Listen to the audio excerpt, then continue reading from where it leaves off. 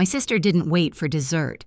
She pushed back her chair, stood under the glow of the Christmas lights, and said clear as glass, "Dad's savings are all mine." She gets nothing. No whisper, no hesitation, just a public slice meant to land deep. A few relatives even clapped. Someone laughed. I didn't cry or argue.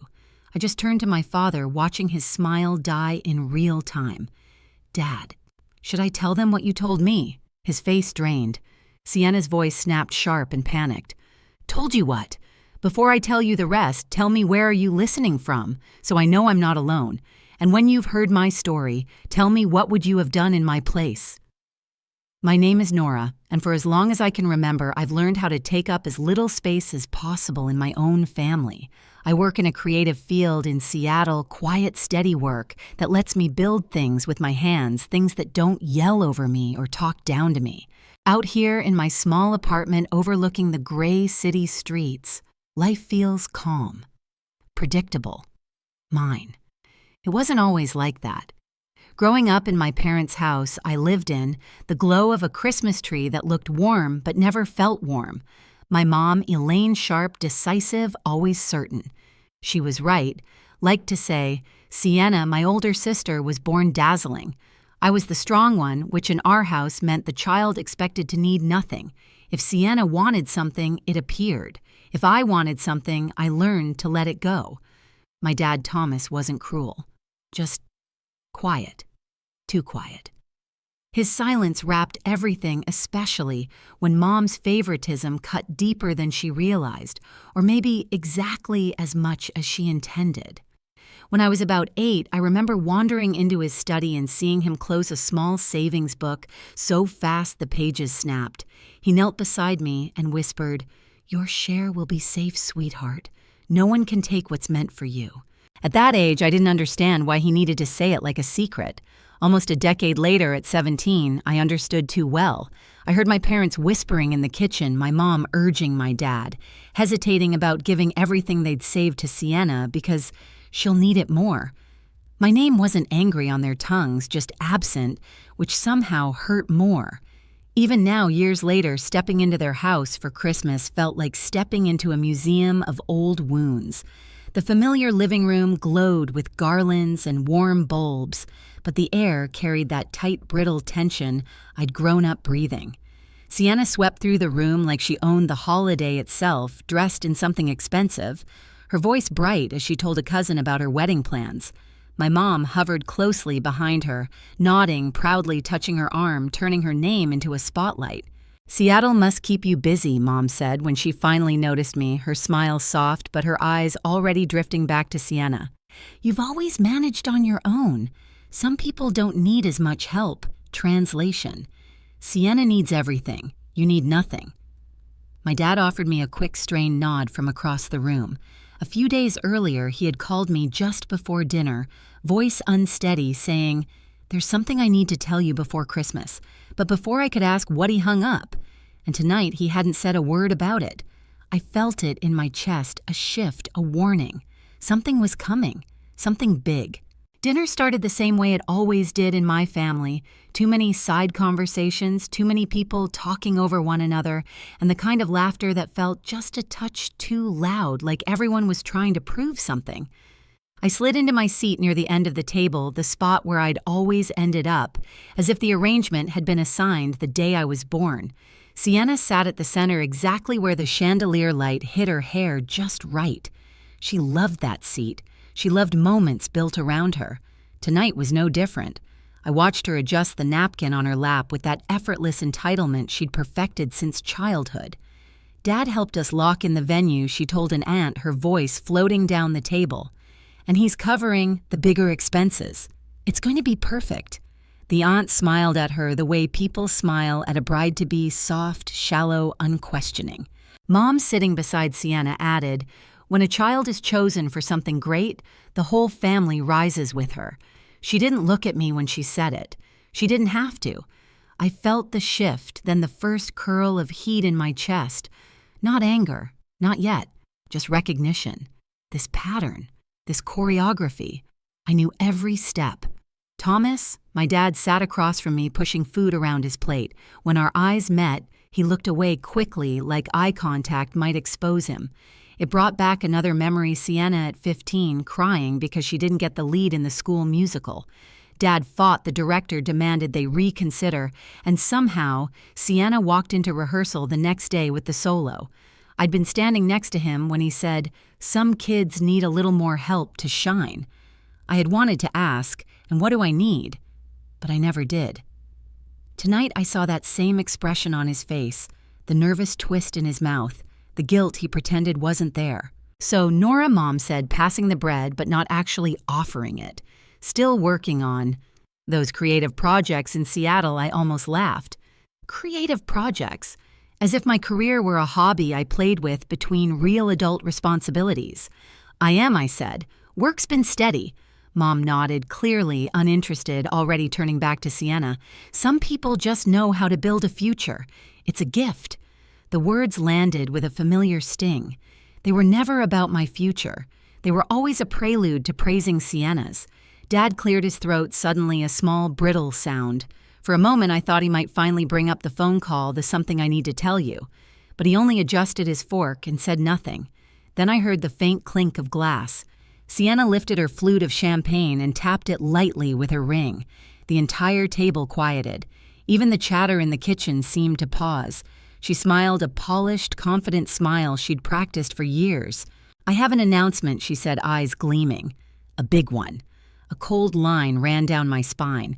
I knew, absolutely knew, that whatever came next was going to change everything. Sienna didn't rush. She let the room hang on her smile for a beat too long, the kind of pause she used to take before opening birthday gifts she already knew were expensive.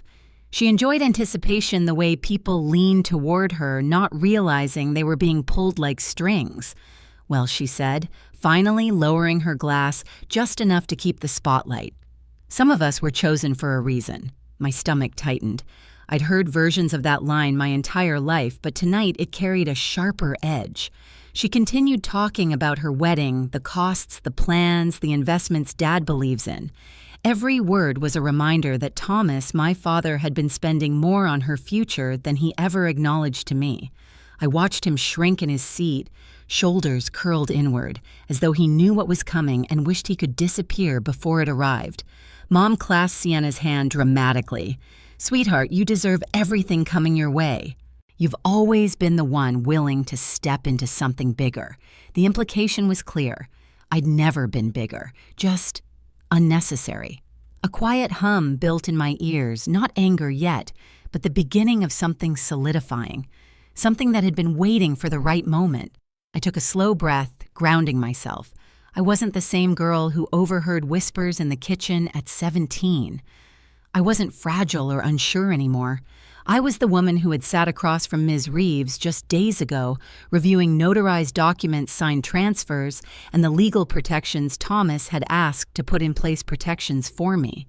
Protections he'd been too afraid to say aloud. He'd wanted to tell me. The night he called, his voice cracking. "There's something you need to know. I should have told you a long time ago." Then the line went silent. Fear, guilt. I wasn't sure, but I understood one thing. He'd been carrying a truth that terrified him, and I had secured that truth before anyone else could touch it. Back at the table, Sienna raised her glass again, as if claiming a stage. "Since we're all here," she said, "I think now is the perfect time." Relatives leaned forward. Forks paused. Even the youngest cousins stopped fidgeting. My dad's hand twitched. "Just once." "But I saw it," Nora, Mom said lightly. "Try to smile. This is a family moment." Family moment in our house that usually meant I was about to be reminded exactly where I didn't belong. Sienna's chair scraped loudly as she rose to her full height, basking in the glow of the chandelier. Her confidence was absolute, the kind that comes from a lifetime of being told the world was already hers. I felt a stillness settle inside me, a strange calm, cold and clear. I wasn't here to fight or to shout or to prove anything. I was here to end something. Sienna inhaled theatrically. "It's time," she said. And I knew the next words out of her mouth would detonate the night. Sienna didn't hesitate. She lifted her chin the way she always did when she wanted the room to worship her, and said loud enough for every relative packed around that long Christmas table to hear Dad's savings are all mine. She gets nothing. For a few seconds, no one breathed. Then the room erupted. Someone clapped first, an uncle who'd always treated Sienna like a prize ribbon. Another joined in. A cousin laughed. Glasses lifted. Holiday music hummed like background applause. It all blurred loud and echoing until their cheers sounded like they were happening underwater. I didn't move. Not because I was shocked, though I was, but because I suddenly felt something settle inside me. Something steady. Cold. Not fear. Truth. Sienna basked in it. Her smile spread wide, triumphant, like she'd finally stepped into her rightful crown. It's what Dad thinks is fair, she continued, swirling the champagne in her glass. Some of us build futures. Some of us don't need anything. Her eyes flicked to me with deliberate sweetness. A sugar-coated blade. Mom squeezed her arm proudly. This is a big step for her. We should all be happy for Sienna. Happy for Sienna, while I was told publicly that my life, my work, my place in this family amounted to nothing. Dad sat stiffly at the far end of the table, staring into his plate, as though the pattern on the porcelain might swallow him. His fork lay untouched. His hands trembled. The cheers slowly faded into murmurs, then into a tense quiet. I finally turned to him. Dad, I said softly, should I tell them what you told me? The room froze. A single ornament on the tree shifted as the heating vent clicked on. That tiny metallic sound was the only movement in the house. Thomas's face went white, drained so fast it looked like someone had pulled the light out of him. His lips parted, but nothing came out. He went pale. Someone whispered behind me, half amused, half confused. Then came Sienna's voice, high cracking under the first sign of panic. Told you what? She stepped forward, her heel catching slightly on the rug. Her confidence wavered. Just a little. But enough. What did he tell you? Nora, she snapped harsher this time. You're making things up. Dad wouldn't tell you anything important. I didn't look at her. My eyes stayed on Thomas. Dad, I said again. Do you want to tell them or should I? He swallowed. His throat bobbed once, twice. Nora, I didn't mean for this to happen this way. Mom leaned toward him, eyebrows tightening. Thomas, what is she talking about? Why are you acting like I told her, he finally whispered, voice shaking, that she had her own share, that I'd set it aside years ago, before any of this? The table buzzed quiet, electrified. Sienna shook her head. What share, Dad? What is she talking about? He didn't answer. He couldn't. So I did. A few days ago, I said, keeping my voice steady, Dad called me. He wanted to tell me something before Christmas, but he couldn't get the words out. I already knew it was serious. So I met with someone. Mom's eyes narrowed. With whom, Ms. Reeves, I said. My attorney. The word attorney sliced across the table like a blade. Gasps. A dropped fork. Someone muttered, Oh, God. Sienna's jaw fell open. You got a lawyer, I did, I said. Because Dad wanted his savings and the assets he'd been putting aside for me secured legally. He wanted to make sure no one could pressure him into changing his mind. Mom snapped. He never said that. You're twisting things. Thomas, tell her you didn't. I did, he said quietly, voice cracking. Elaine? I did. I've been saving for both girls. But you kept telling me Nora didn't need it, that Sienna needed more. And I let you talk me out of it, over and over again. His hands shook on the table. But I wanted Nora to have what was meant for her. I should have said it out loud. I should have protected her sooner. Sienna's face contorted, part disbelief, part rage. This isn't happening. You're lying. Mom, tell him to stop. This isn't fair. Fair, I repeated. Is that what you're calling this? She pointed a trembling finger at me. You took everything. You went behind our backs. You tricked Dad. No, I said calmly. I followed through on what he asked me to do. Someone had to. Mom was shaking her head violently, muttering something about betrayal and manipulation, but the truth was already out there and it wasn't going back in. Thomas forced himself to look at Sienna. Sweetheart, I love you, but you've been given so much. Too much. And Nora? She's been left out of things she shouldn't have been. Silence. heavy, cold. "We talked about this," Mom insisted, voice rising. "Everything should go to Sienna. She's the one with real responsibilities." "And I let you decide that." He burst out louder than I'd heard him speak in years. "I let you make me feel guilty for wanting to take care of both daughters instead of just one." Sienna blinked fast, fighting tears of anger. "So what now? What happens to me?" I held her gaze unflinching. "What happens," I said, "is exactly what was already done. The transfers were signed. The account is under my ownership. It's legal. It's final." "You can't do that," she yelled. I kept my voice quiet, steady. "It's already done." She looked around as if expecting anyone to stand up for her. No one moved. Even the distant sound of carolers outside seemed to fade. For the first time in her life, Sienna had no audience, no applause, no rescue, just consequences. Thomas wiped his eyes. "I'm sorry, Nora. I should have protected you better." I nodded once. "You did, just later than you should have." A long, unraveling silence followed one that felt like years of imbalance finally leveling. And in that silence, something broke. Not in me, in them. The room didn't recover. Not in the way anyone wanted it to. The conversation didn't pick back up, the laughter didn't return, and whatever version of family we had been performing for years collapsed quietly under the weight of the truth. Sienna sank back into her chair, staring at her empty plate as if it might rewrite the night for her. Mom pressed her hands to her temples, whispering sharp, broken fragments. Denial, disbelief, excuses that no longer worked. The power she held over the narrative had slipped, and she knew it. Dad stood slowly. For a moment, I thought he might fall. "Nora," he said, voice rough, "I should have told you sooner. I should have stood up for you long before tonight." He looked smaller than I'd ever seen him, humbled and exhausted. "I let fear make choices for me. I'm sorry." I nodded. Not with bitterness, not with triumph, just with the understanding of someone who'd waited a long time for honesty. Around us, relatives avoided eye contact. Some looked guilty, some confused, some ashamed for cheering minutes earlier. No one tried to fix it. No one could. I pushed my chair back and stood. The room felt too warm, too crowded, too full of memories I'd carried alone. When I opened the front door, cold air rushed over me, sharp, clean, real. Snow had started to fall, dusting the walkway in soft white.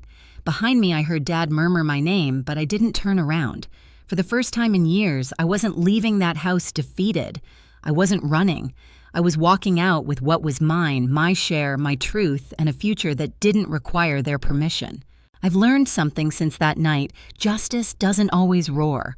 Sometimes it arrives quietly in a signed document, a steady voice, or the simple decision to walk away with your dignity intact. I didn't win by shouting. I won by standing still while the truth finally caught up to everyone else. If you've ever faced favoritism or been pushed to the edges of your own family, tell me where you're listening from. Share your story in the comments and subscribe if you want more stories like this. You're not alone, not anymore.